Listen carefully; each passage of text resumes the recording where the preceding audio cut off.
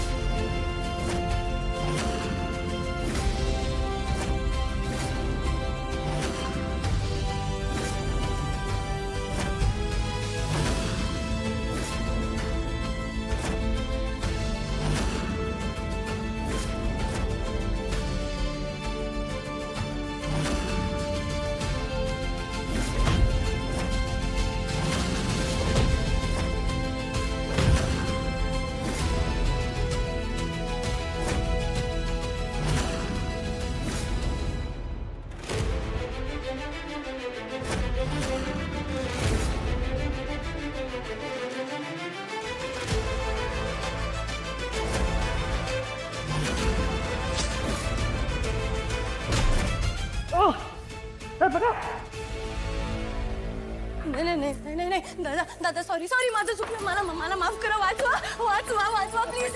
वाचवा वाचवा वाचवा वाचवा वाचवा प्लीज. Sorry sorry sorry. तारीचा आवाज आहे. होऊ दे तिचं काय व्हायचं ते. आज एकदाचा सुंठी वाचून खोकला जाईल. अगं ती म्हणाली होती ना जड वस्तू ठेवायला. जरासं जड वस्तू.